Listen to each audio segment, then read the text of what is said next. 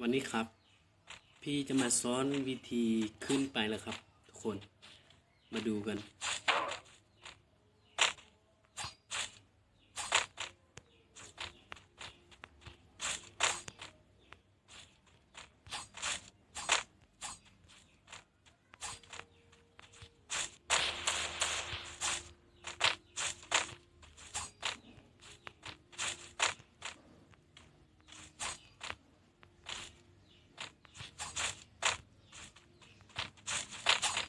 ก็ประมาณนี้นะครับ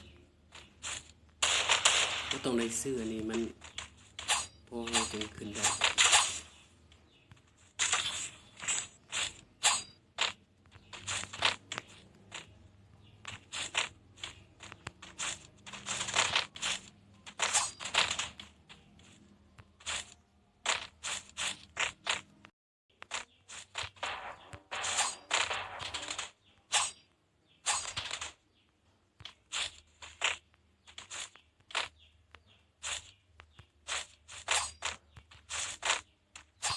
ขึ้นได้เลยครับเพื่อน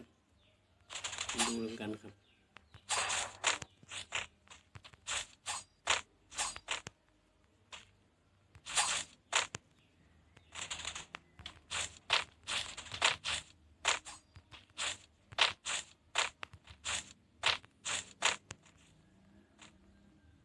ไอ้โต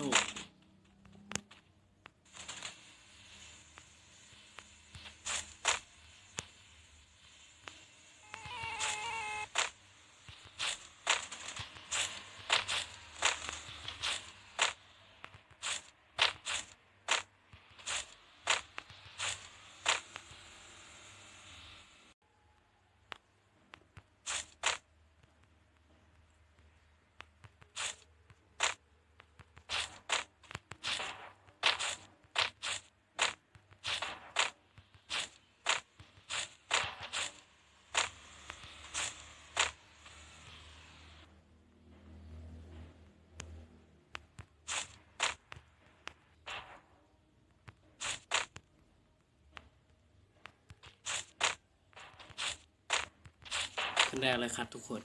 ขึ้นได้แล้วขึ้นมาคนเดียว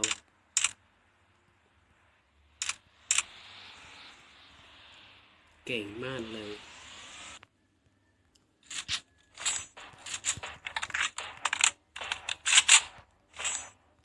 นี่เดดฮอนแล้วครับประมาณ